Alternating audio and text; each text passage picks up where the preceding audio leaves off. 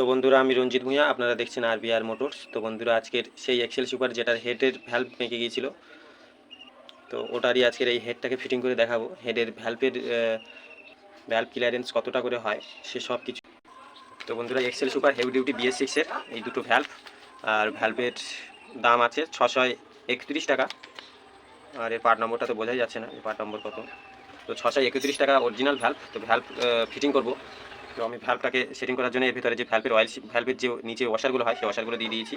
দেওয়ার পরে এই যে ভ্যালভের যে অয়েল শিল, অয়েল শিলগুলোকে মোবিলে একদম চুবিয়ে নিতে হবে। নেওয়ার পরে অয়েল শিলগুলোকে এইভাবে করে এই ঠিক এইভাবে করে লাগিয়ে দিতে হবে। যে ভ্যালভের অয়েল শিল সবসময় লাগাতে গেলে এর গায়ে মোবিল দিয়ে লাগাতে হয়, না হলে এর এর কানাগুলো লেগে অয়েল শিলটা নষ্ট হয়ে যায়। তো আমি এটাকে লাগিয়ে দিলাম। দেওয়ার পরে ভ্যালভও লাগানোর সময় ভ্যালভের গায়ে এরকম হালকা করে মোবিল দিয়ে দিলে ভালো হয়। আর ভ্যালভ লাগানোর সময় সবসময় একদম পরিষ্কার করে লাগাতে হবে, কারণ তো বন্ধুরা, এটা হচ্ছে আমার ইনলেট ভ্যালভ। গায়ে আমি মোবিল দিয়ে এভাবে করে ঠেলে ঢুকিয়ে দেবো।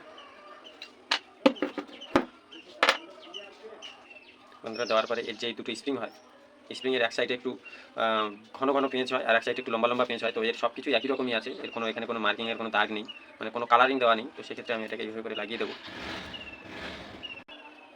তো আমি এই যে এতে ভ্যালভের লকগুলোকে লাগিয়ে নিয়েছি। নেওয়ার পরে তো বন্ধুরা, এক্সেল সুপার BS6-এর এর রকারগুলোর কোনো এক্সজস্ট ইনলেট কোনো মাপ থাকে না, একই রকমই হয় দুটো।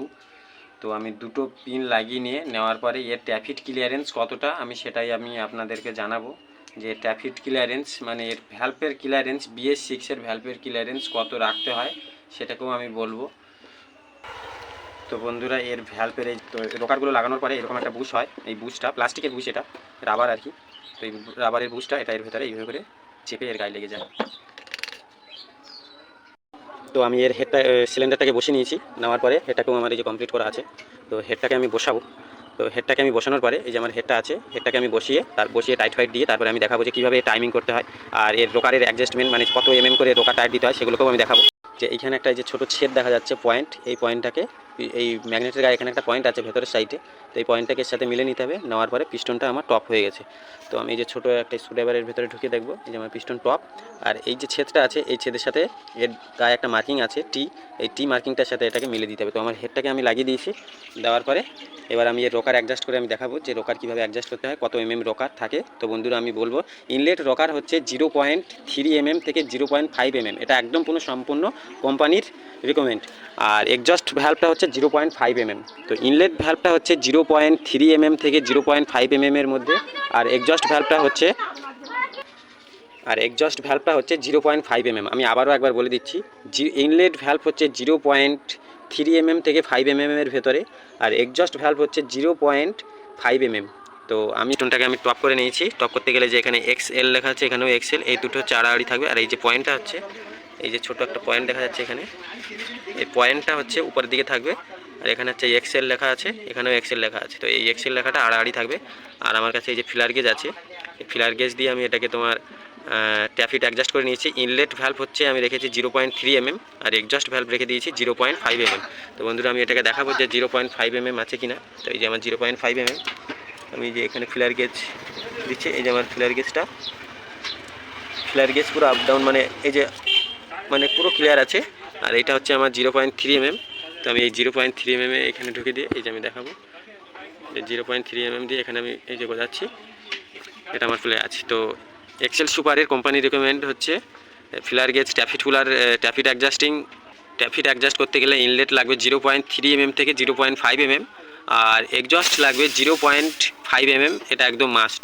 তো আমি এটাকে রেখেছি কেউ যদি 0.4 রাখলেও রাখতে পারে, 0.5 রাখলেও হবে, কিন্তু আমি লিখেছি 0.3 আর এক্সজস্ট রেখে দিয়েছি 0.5 তো এরপরে আমি এই হেডের কভারটাকে লাগিয়ে ফিটিং করে পুরো গাড়ি স্টার্ট করে আমি দেখাবো টোটাল বডি সব কিছু ওয়াশ করে।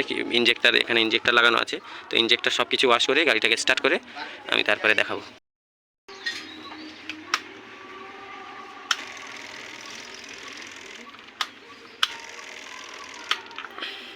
তো এর সব কিছু লাগিয়ে পুরো একদম কমপ্লিট। তো গাড়িটাকে আমি স্টার্ট করব। স্টার্ট করার পরে গাড়ির সাউন্ড শোনাবো।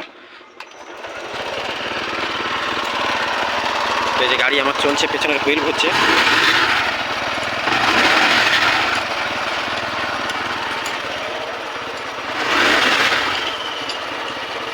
তো গাড়ি একদম একবার স্টার্ট হয়, কোনো ব্যাপারই নেই।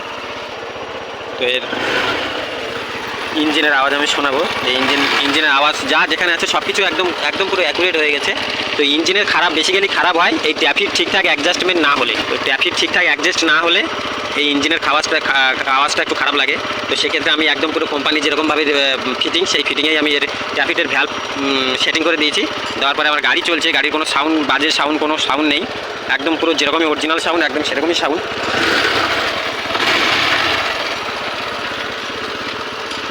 তো বন্ধুরা, এটুকুই ছিল আজকের এক্সেল সুপার হেভি ডিউটির পুরো ইঞ্জিন ফিটিং ভিডিও।